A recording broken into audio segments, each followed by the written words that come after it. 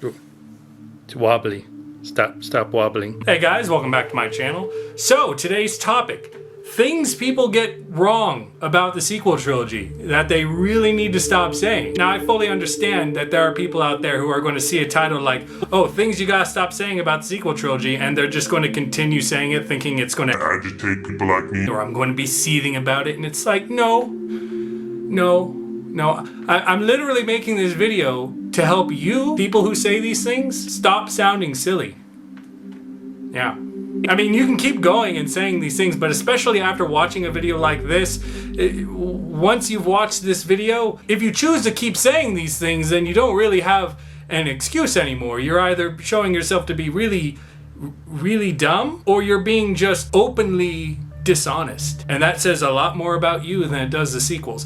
Now, first and foremost, regardless of anything that I say, none of this is even to try and convince anyone that the sequel trilogy is good or bad or anything like that. It's just things that I've heard people say often enough that they just sound silly and they should really stop saying these things. Or they really shouldn't be trying to lecture other people about anything in relation to Star Wars.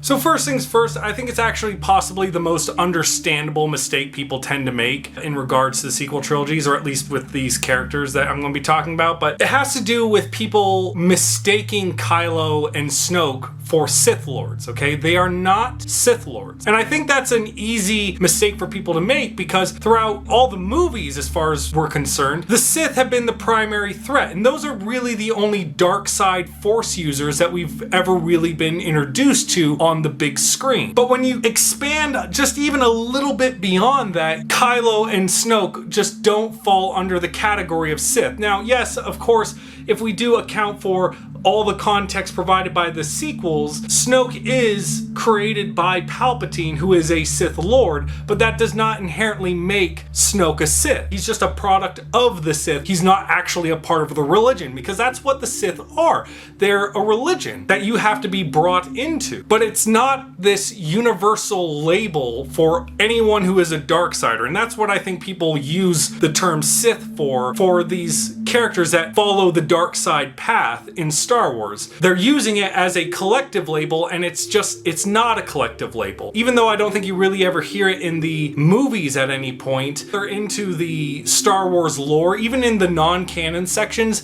they had terms such as Darksiders or Dark Jedi to represent or label dark side Force users who were not necessarily a part of the Sith. They just had the same kind of dark side powers. They followed the ways of the dark side, but they weren't following the rule of two or the Sith ideology. Like, you wouldn't call Baylan Skoll, Hati, the Inquisitors, or the Night Sisters Sith Lords any more than you should call Kylo or Snoke Sith Lords. So you just need to keep it in mind that these characters, they're not Sith Lords. They are just what I would personally label them as Darksiders.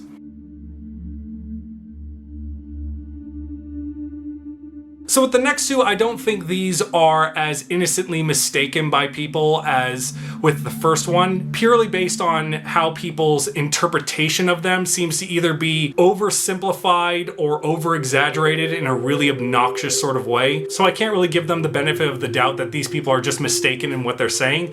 It just has to do with them underrepresenting what these scenes actually are in just a very obnoxious and rude sort of way. And it's pretty blatant when you just compare it to the rest of Star Wars. I can't tell you how many times to this day in 2023 where I still see even newer YouTube channels who are kinda bordering that line of turning into one of those angry grifter YouTubers. I'll be going through my news feed and then one of their short videos will pop up and they'll be saying something like, hey guys, remember when Luke Skywalker tried to murder Ben Solo with this scene here and you were all super pissed about it? If you use this exact clip of Luke Skywalker from The Last Jedi, I can only assume one of two things about your argument on why you're making this exact argument. It's either you have not watched the movie start to finish. You either watched the movie up until that point and then you left the theater immediately and now you're talking about things that you don't understand anything about, or you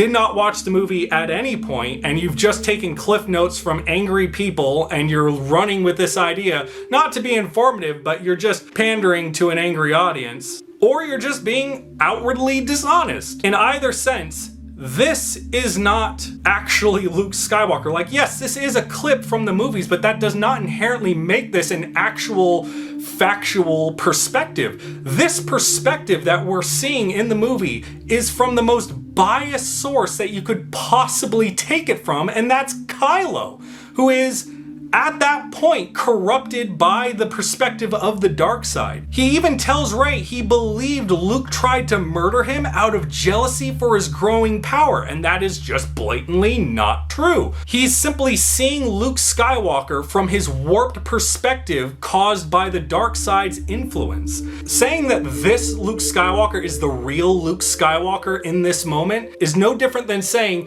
from Anakin's perspective, it's absolutely true that Padme actually brought Obi-Wan to Mustafar to murder him. Stop! Stop now! Come back! I love you! Liar! No!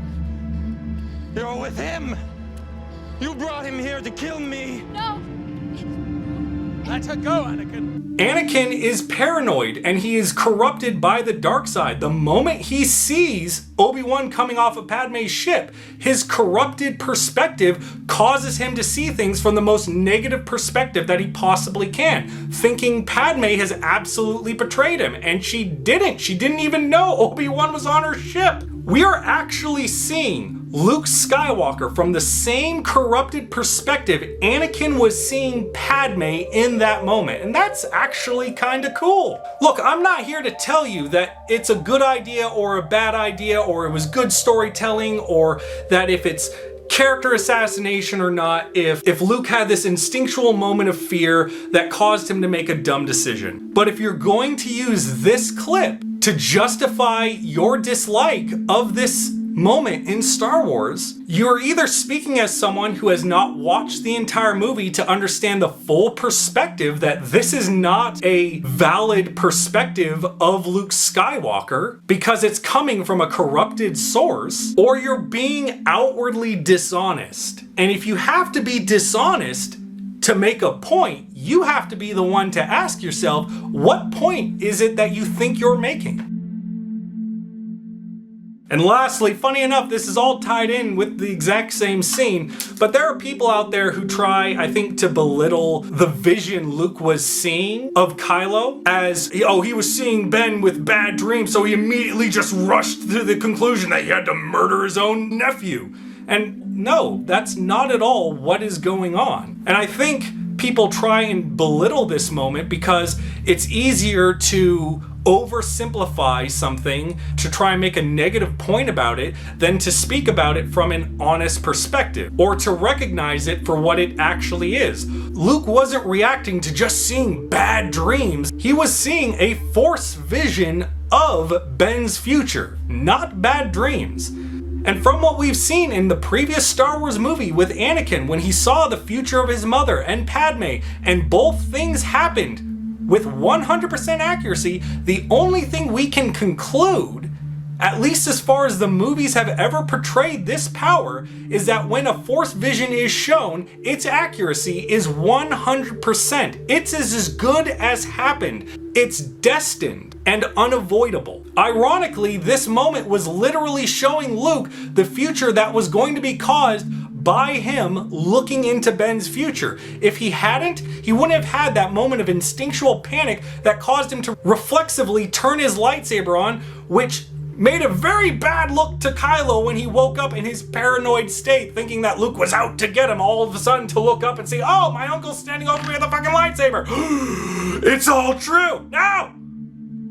But to say that Luke was trying to kill Ben over bad dreams is no different than saying Anakin destroyed the Republic, murdered all of the Jedi over bad dreams. It's just a completely disingenuous perspective.